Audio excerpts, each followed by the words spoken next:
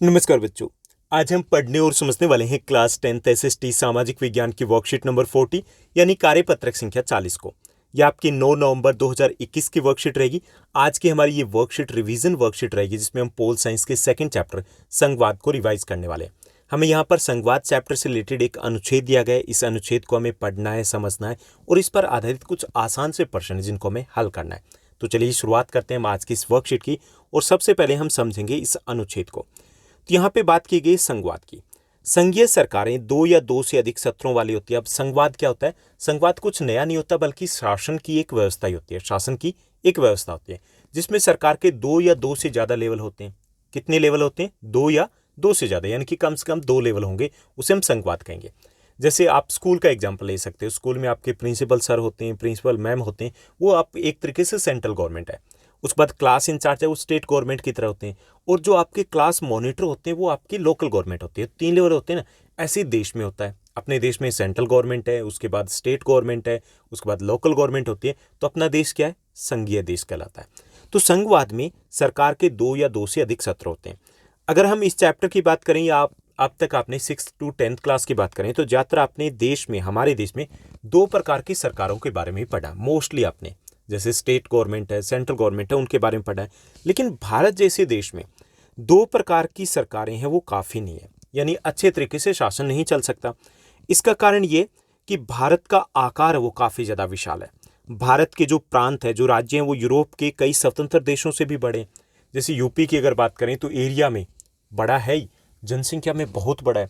UP की 20 करोड़ जनसंख्या लगभग, और 20 करोड़ जनसंख्या के आधार पे देखें तो केवल 4 देश हैं जिनकी जनसंख्या यूपी से ज़्यादा है।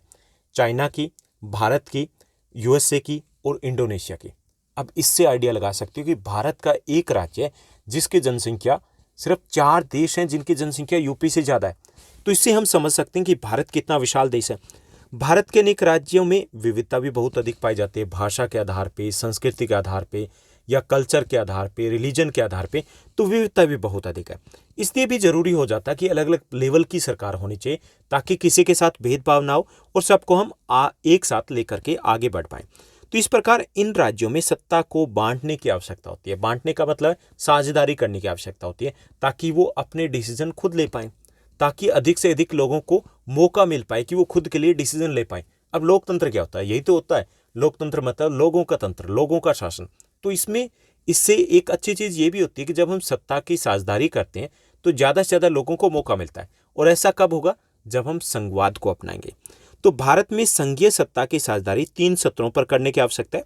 तो तीसरा सत्र होता है वो स्थानीय सरकार का होता है, यानी कि लोकल गवर्नमेंट होती है, वो तीसरा लेवल होता है। पहला लेवल हो गया सेंट्रल गवर्नमेंट, संघीय सरकार या केंद्रीय सरकार।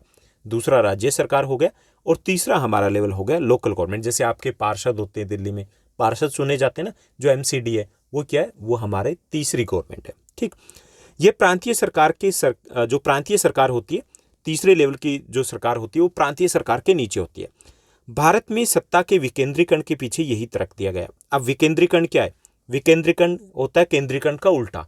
केंद्रीकरण होता है एक व्यक्ति के पास ताकत होना, शक्तियां होना, जैसे कि राजतंत्र में होता था। विकेंद्रीकरण का मतलब होता है शक्तियों को बांट देना। अब विकेंद्रीकरण का मतलब है कि जब केंद्र सरकार से और राज्य सरकार से शक्तियां लेकर के स्थानीय सरकार को दी जाती है तो उसे हम बोलते हैं सत्ता का विकेंद्रीकरण। ठीक, इस जो तीसरे प्रकार की सरकार है इसको हम स्थानीय सरकार कह सकते हैं, स्थानीय शासन भी कह सकते हैं। ओके, और इस प्रोसेस को कहेंगे हम सत्ता का विकेंद्रीकरण। मतलब सत्ता का विकेंद्रीकरण का मतलब है कि जब केंद्र सरकार और राज्य सरकार से शक्तियां लेकर के जो स्थानीय सरकार है उसको दे दी जाती है तो उसे हम सत्ता का विकेंद्रीकरण बोलते हैं। ठीक, डिसेंट्रलाइजेशन ऑफ पावर इंग्लिश में कहेंगे। यानी सेंट्रलाइजेशन तो हो गया जब एक व्यक्ति या एक लेवल के पास सारी शक्तियां हो, और डिसेंट्रलाइजेशन हो गया जब एक से ज्यादा लेवल या व्यक्तियों के पास शक्तियां हो। विकेंद्रीकरण के पीछे बुनियादी जो मुख्य सोच ये कि अनेक मुद्दों और समस्याओं का निपटारा स्थानीय स्तर पर बेहतर ढंग से किया जा सकता है। इसका मुख्य कारण ये कि हमने विकेंद्रीकरण क्यों किया, तो इसके पीछे एक तर्क ये दिया जाता है कि काफ़ी सारे ऐसे मुद्दे होते हैं जिनका निपटारा है वो स्थानीय स्तर पर ज़्यादा बेहतर तरीके से हो सकता है। अब मान लीजिए कि यूपी का है या बिहार का है या राजस्थान हरियाणा का कोई गांव है, वहाँ पे कोई समस्या है। अब उसको प्रधानमंत्री जी हैं या फिर मुख्यमंत्री जी हैं या कोई भी मंत्री जी, वो थोड़ी ही देखेंगे। अब गांव वालों को ज़्यादा अच्छे से पता है ना, तो वहाँ की लोकल गवर्नमेंट होनी जरूरी है। ओके, और दूसरा ये कि वो काम जल्दी भी होगा, अच्छे से भी होगा और जल्दी भी होगा। इससे भ्रष्टाचार की समस्या भी कम होती है।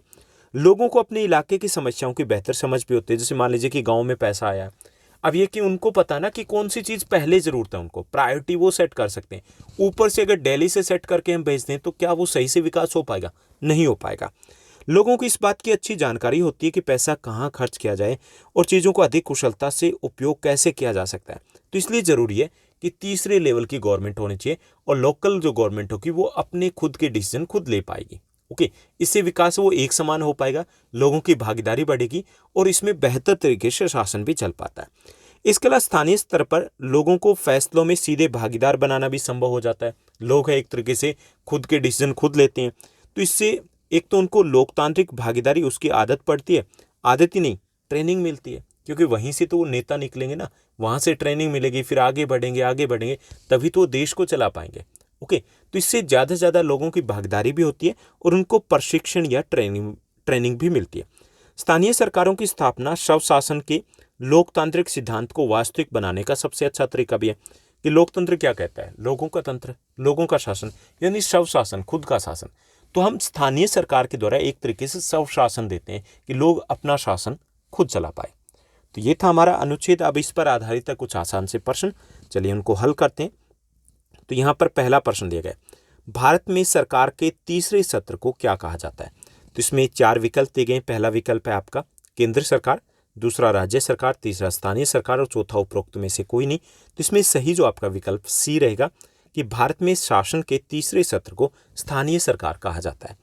दूसरा प्रश्न देखिए, संघीय सरकार प्राय कितने सत्र की होती है? संघीय सरकार में आमतौर पे कम से कम कितने सत्र होते हैं? तो पहला विकल्प है उसमें 1 होता है, दूसरा उसमें 2 होते हैं, तीसरा उसमें 0 होते हैं, चौथा उपरोक्त में से कोई नहीं। तो इसमें सही जो विकल्प रहेगा वो बी रहेगा। आमतौर पे उसमें 2 सत्र होते हैं, 2 लेवल होते हैं, 2 से ज़्यादा भी हो सकते हैं, यानी कि कम से कम 2 होते हैं। तो बी आपका करेक्ट आंसर रहेगा। उसके बाद तीसरे प्रश्न को देखिए। तीसरा जो हमारा क्वेश्चन दिया गया, तीसरा क्वेश्चन है कि भारत में सत्ता का विकेंद्रीकरण किस प्रकार किया गया? सत्ता का विकेंद्रीकरण अभी बताया ना, सत्ता का बंटवारा कैसे किया गया। पहला विकल्प हमें दिया गया, ऑप्शन दिया गया कि राज्य सरकार से शक्ति लेकर केंद्र सरकार को दी जाती है। दूसरा, केंद्र सरकार से शक्ति लेकर के राज्य सरकार को दी जाती है।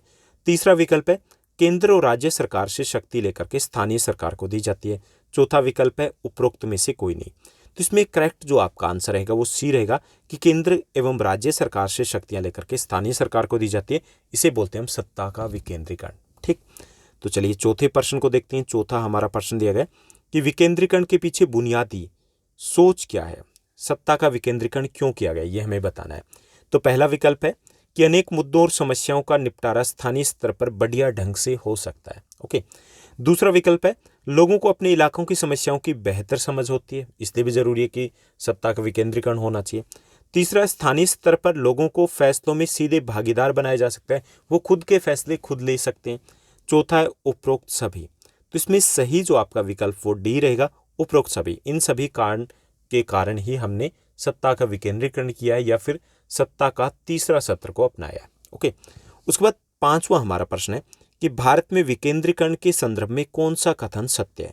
ओके, पहला, गांव में ग्राम पंचायत की स्थापना की गई है, यानी कि सत्ता के विकेंद्रीकरण के तहत। शहरों में नगर पालिका की स्थापना की गई है। सी है ए और बी दोनों, डी है ए और बी में से कोई नहीं। तो इसमें करेक्ट जो आपका आंसर रहेगा वो सी रहेगा कि ए और बी दोनों। जहाँ पे गांव की बात की जाए तो वहाँ पे ग्राम पंचायत होती है, शहरों में नगर पालिका या नगर परिषद होती है, बड़े शहरों में नगर निगम होता है, जिसको हम शुरुआती दौर पे नगर पालिका कह सकते हैं। ठीक, तो इसमें ए और बी दोनों विकल्प हमारे सही है, तो हमारा करेक्ट आंसर सी हो जाएगा। तो ये थी हमारी आज की वर्कशीट जो काफ़ी इंपॉर्टेंट थी और काफ़ी आसान थी। उम्मीद करता हूँ ये वर्कशीट आपको अच्छे से समझ में आई होगी। अगर आपको ये वर्कशीट अच्छे लगे तो इस वीडियो और वर्कशीट को लाइक और शेयर जरूर कीजिएगा। हाँ, आपके क्लास 10 सोशल साइंस की जहाँ तक बात है तो जितने भी आपके चैप्टर्स बनते हैं टर्म 1 के, वो सभी चैप्टर्स हमने डिटेल में 1 शॉर्ट वीडियोस में डिस्कस किए हैं। सभी चैप्टर्स के MCQs भी आ चुके हैं, आपका सैम्पल क्वेश्चन पेपर भी आ चुका है, यानी कि सब कुछ हमने, आपका जितना भी पैकेज बनता है वो हम डिस्कस कर चुके हैं। कुछ चैप्टर्स के एक्स्ट्रा क्वेश्चंस और जल्दी आपको मिल जाएंगे, 2 या 3 दिनों में मिल जाएंगे। तो अगर आपने अभी तक इन वीडियोस को नहीं देखा है तो आपको प्लेलिस्ट में जाना है, वहाँ पे आपको क्लास 10 सोशल साइंस का जीनियस बैच मिलेगा, जहाँ पर आप इन सभी वीडियोज़ को एक्सेस कर सकते हो। तो आज के लिए बस इतना ही। Thank you, bye bye, have a nice day. मिलते हैं नेक्स्ट वीडियो में।